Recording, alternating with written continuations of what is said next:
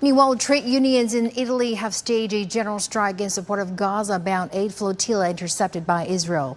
The strike has caused widespread transport cancellations and delays, affecting an estimated 1 million commuters.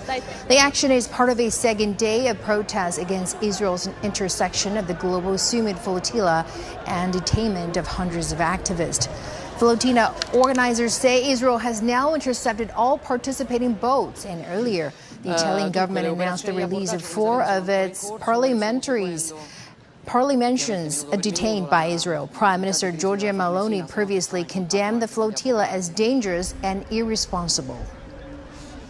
All right, for more, we're joined by Salvatore Marra, the head of the European and International Policies at CGIL, which is Italy's largest trade union. Thank you so much for joining us on CGTN. So as a key union behind this strike, what are the main considerations for CGIL? What result are you aiming to achieve? Good afternoon from Rome. I'm joining the demonstration in Rome for this nationwide strike. The first thing I want to say is that there were some of our members on the boats, and these members of the union I am representing at the moment in demonstration and rally in Rome have not been released yet.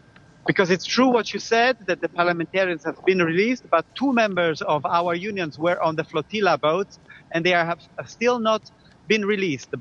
The action by the Israeli government is illegal because they have detained peaceful people who were trying to deliver humanitarian aid to the starving people in Gaza.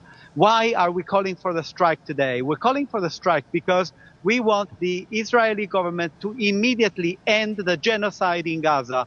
And we call on the Italian and European and international institutions to do everything they can to stop the genocide and to stop all commercial and military cooperation with the Israeli government.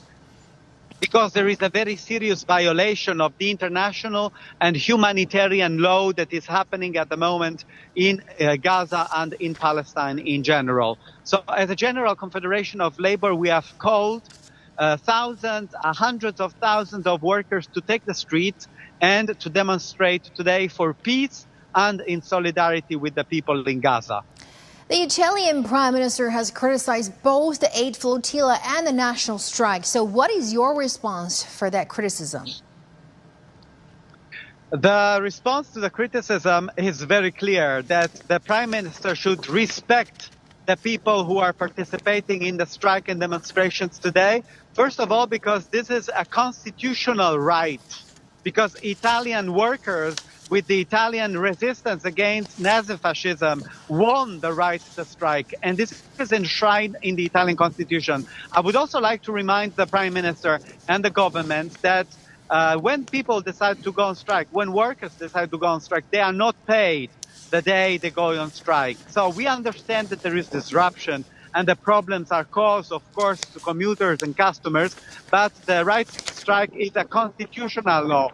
There are cuts at the moment that are being done by the government on social welfare, on health care, on education. And this is all happening because of the rearmament policies of Italy and the European Union, which are being supported by the government Meloni. We contest all of this, and we ask the Italian government to cease these rearmament policies and that they stop sending weapons to Israel in particular and to all countries that are waging war at the moment, especially against civilians.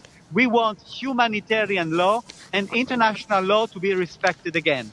Thank you so much, Mr. Salvatore, for sharing with us your insights. We appreciate it.